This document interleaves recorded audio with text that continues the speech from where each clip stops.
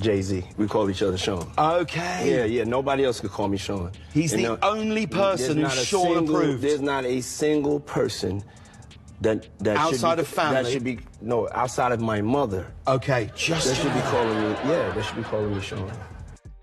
Put your Rockefeller shit city. Him since the federal raid? Yeah. Have you spoken to Sean Combs? Any comment, Mr. Davis? Do you regret ever getting involved in... I didn't have a choice. It got bad when I was about 15 years old. Yeah, well, everything couldn't make the... was 4 episodes. Right. So it was a lot. You had to pick and choose things. 50 Cent's Diddy documentary already shook Netflix, but almost immediately, people started saying the same thing. Too many names were missing. Well, 50 just confirmed what we all suspected. He's sitting on a lot more footage that never made it into the final edit, because Netflix only let him do 4 episodes. And here's where it gets spicy. 50 is now hinting that what Netflix didn't air could end up on YouTube, uncensored. So are you coming out? I know next year is going to be a number 2, season 2. I just put it on YouTube. I just put it on YouTube.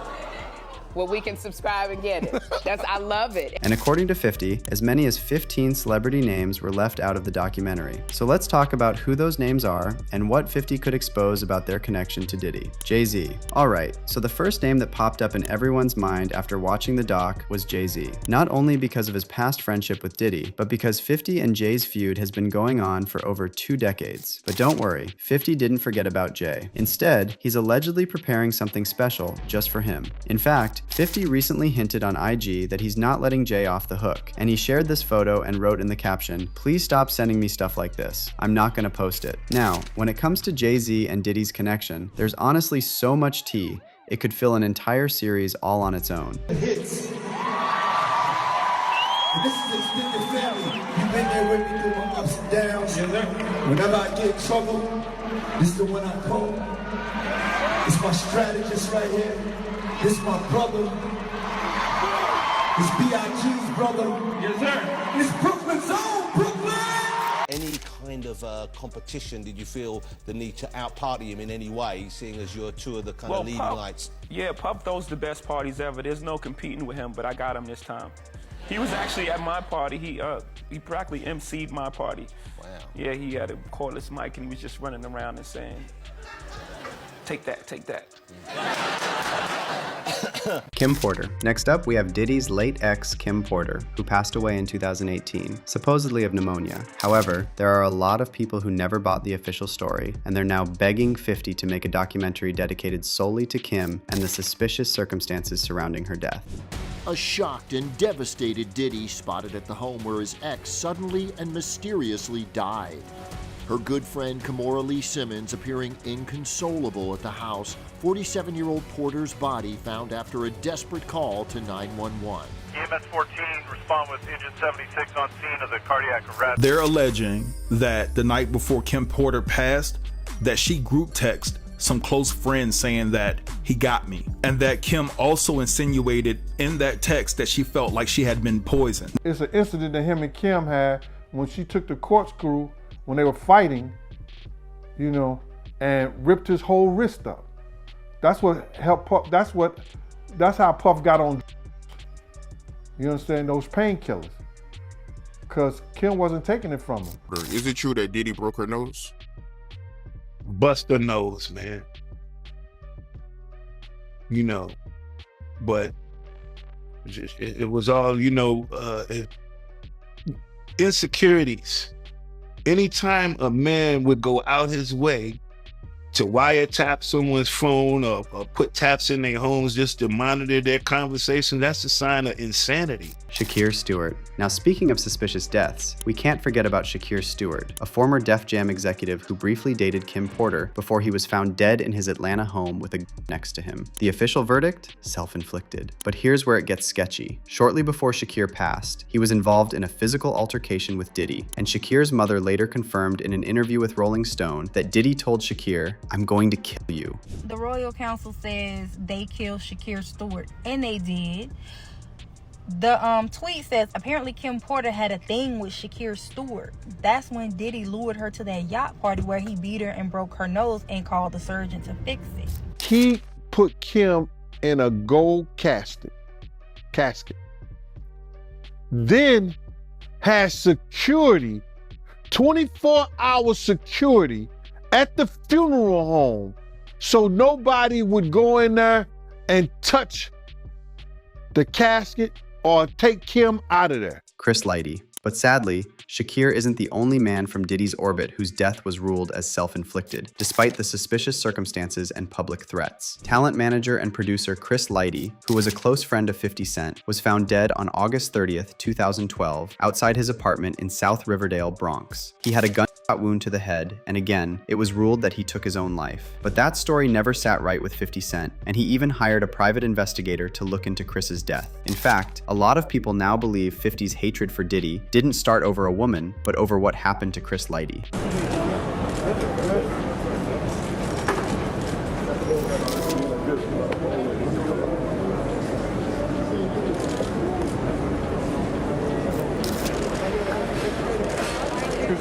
Excuse us, make way please. No, you should do the investigation. No question. Okay, why is that? I just feel that there's a lot of unanswered questions. And I need answers. You need answers? Yeah. You don't feel like he took his own life? All right, now let's switch gears a little bit and talk about the men who allegedly enabled Diddy's criminal operation. And of course, the first on the list is Davis. So a lot of viewers were hoping that 50 Cent's documentary would explore Diddy's bizarre relationship with Clive Davis. However, that didn't happen. Clive was only mentioned as someone who helped Diddy start Bad Boy Records, and that's it. But if you've been on the internet since 2023, you know there are a lot of rumors and allegations swirling around about Clive, from claims he and Diddy were allegedly romantically involved, to conspiracies about Clive sacrificing his artists. I know some guys who worked personally with Clive, and they had to leave him before they hurt him. So I would say, and maybe I'm wrong, that if you tried it with them guys, why you didn't try it with him? Right.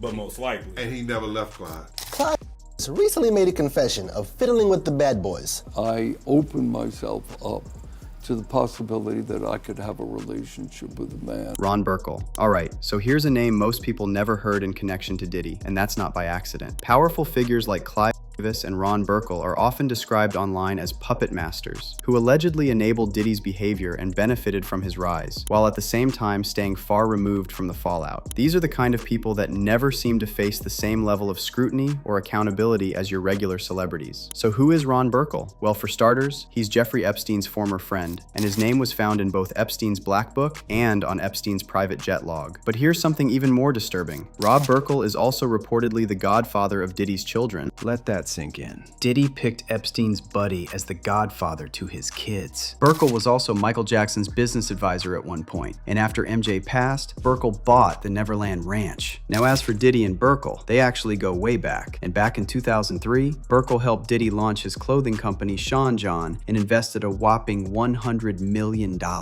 And get this, there's this article published by WWD in September 2003 that starts off by saying, Sean P. Diddy Combs has a sugar daddy. WWD has learned that Combs signed a financing deal aimed at turning Sean John into a billion-dollar label. Now I can't get into all the receipts about Ron Burkle and Diddy here, so let's hope Burkle's name is on 50 Cent's radar, because this rabbit hole is way deeper than you can imagine. Out that Burkle's closest pal was P. Diddy. In fact, the evidence is out there, anybody could go search it. Ron Burkle is the godfather to P. Diddy's children.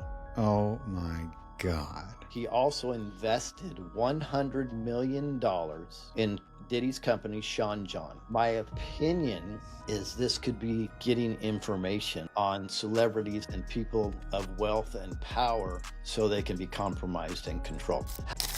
The co-owner of the Penguins, Ron Burkle, has purchased the Neverland Ranch. The Wall Street Journal is reporting that Burkle bought the property in California for $22 million. The asking price was once $100 million, so it's a steal. Burkle was a business advisor to Michael Jackson in the mid-2000s before Jackson defaulted on a loan that was backed by the ranch.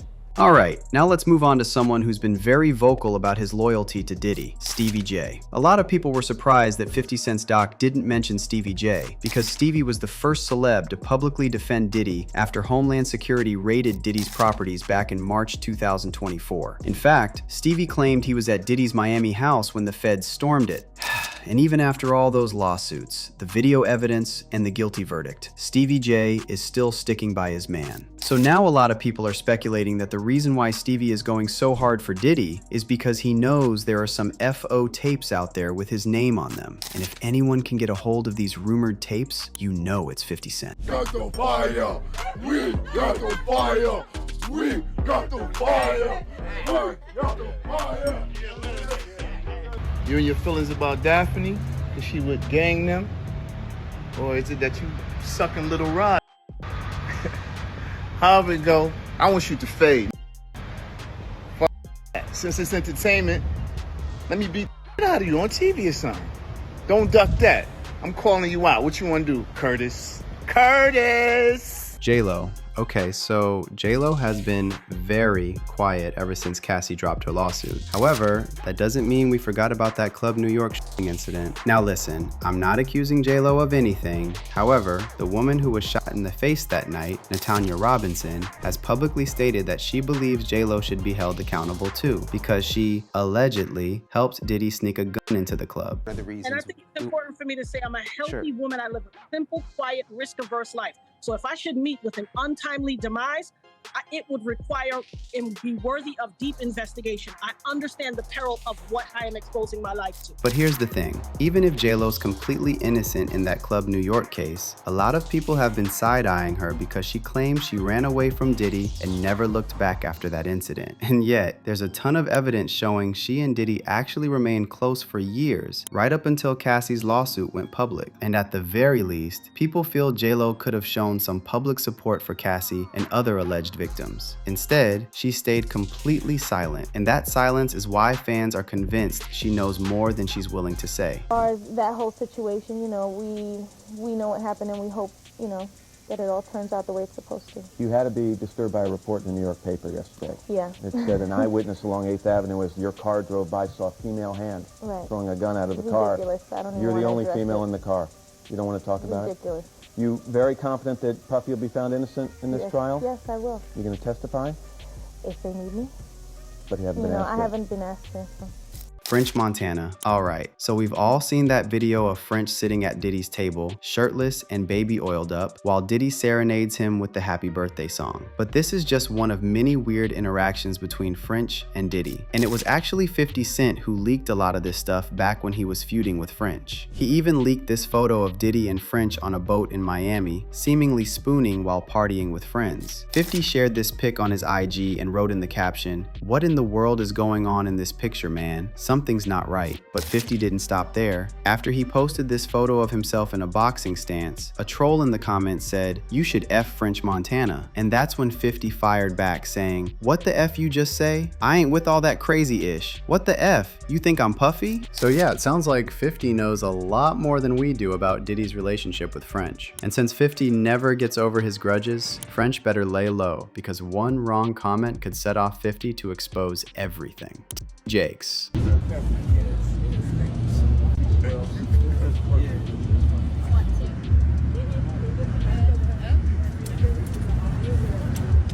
So if you watch the documentary closely, you know Jakes got a little cameo when Diddy was on the treadmill, listening to one of Jakes' sermons. Don't you find it interesting that they showed a clip in this new documentary?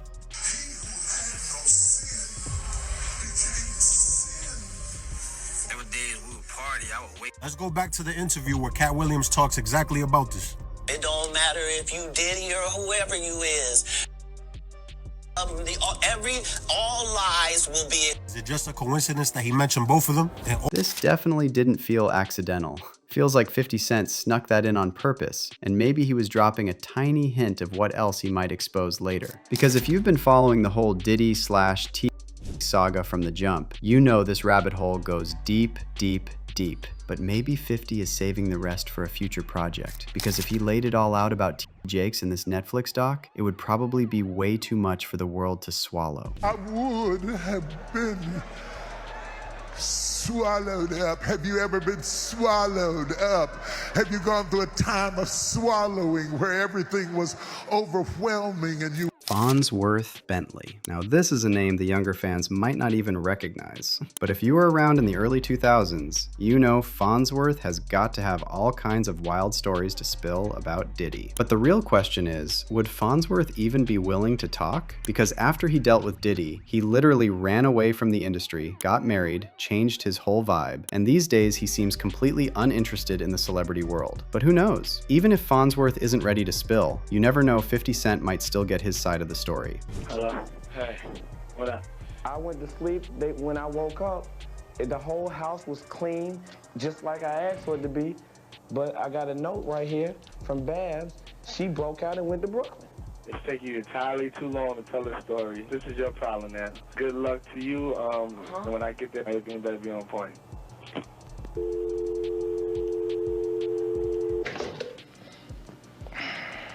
Why? You know, after working for him, you know, Puff, you think he'd master everything. Farnsworth actually is down here in Atlanta. He's married with like 2 kids. He just lives a quiet life now. But yeah, he should.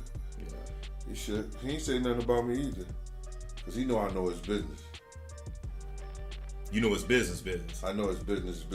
Jamie Foxx. Now this story about Jamie Foxx practically deserves its own 4-part documentary. Ever since Jamie had that scary medical episode back in 2023 and barely survived, people have been whispering that Diddy might have had something to do with it. See, Diddy and Jamie go way back, and Jamie has openly bragged about recording Diddy's wild parties back in the day. But that's really just the tip of the iceberg, because some claims suggest their connection may have been more than just friendship. Back in the 90s, my mom nicknamed Jamie Foxx, like if you take the O out of his name and replace it with a U, that's what she used to call him. But to his face, it's like a ha-ha joke because he used to bang so many guys and girls in Hollywood.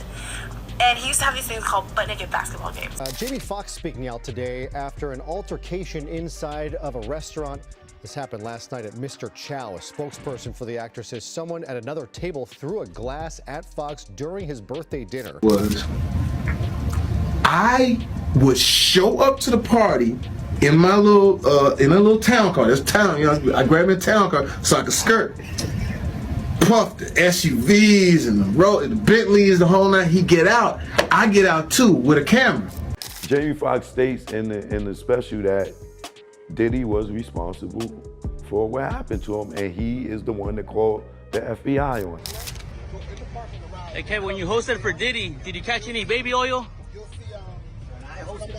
Yeah. Nah? You asking the wrong person the wrong question. Kevin Hart. Kevin Hart is another person who is now acting like he never even met Diddy, but the receipts tell a completely different story. Somehow, Kevin managed to sweep under the rug that he hosted that infamous Diddy party, where Diddy confessed he used to wake up with 10-year-old Usher and wrestle over the Frosted Flakes. I mean, back in the days when he was like 10 and I was a little bit older, his older brother, we used to fight over the Frosted Flakes. You know what I'm saying? Before pause was invented. You know what I'm saying? But it's my brother for real. We used to actually wrestle off of the Frosted Flakes because he used to always get up early with me. Now And here's the thing, it's super weird that to this day, no one's really asked Kevin about this moment, or why he kept hanging with Diddy after all happened. Kev, you know, I'm here playing injured like Kevin Durant right now for the people, for the healthcare workers. You know, and I get it. You got it. You look beautiful. It was a great move. You know, I throw that product in there. Things got real. You know, brother, I gotta tell you something, man. I love your energy, and I love that when people need you, you stand up. You stand up and you show out. I'm not only a fan, I'm a friend, but I'm your brother, and I follow your lead, man. You do amazing things, and right now... Justin Bieber. As you probably know, there's been a ton of speculation that Justin was somehow victimized by Diddy. Now, Justin hasn't confirmed or denied any of it, but it's hard to ignore all those creepy videos. Diddy spending 48 hours with 15-year-old Justin, making weird comments, pressuring him to party, and even seemingly threatening him to stay quiet. Got me a Lamborghini, and that's nice. I haven't gotten it yet, though. Yeah, I know. When is that coming, that Lamborghini? He had the Lamborghini for a day or two, and he had access to the house, and he knows better than to be talking about the things that he does with Big Brother Puff on national television. Oh, apparently not. Everything ain't for everybody. But honestly, this goes way deeper than Justin. Justin is allegedly one of many teen idols who were preyed on in the industry, which is why people are hoping someone finally does a full-blown documentary on this whole pattern. Because this stuff didn't start with Diddy, and it certainly didn't end with him. Lil Jerome. Everybody's heard the rumors about Diddy and Justin Bieber, but before Justin, there was Lil Jerome. This young singer's story is so disturbing that it might be some of the worst stuff you'll hear when it comes to Diddy. That little kid crazy. And that little kid did the Martin Lawrence, took the clothes off and ran out into the street and all of this, which you know they say artists do.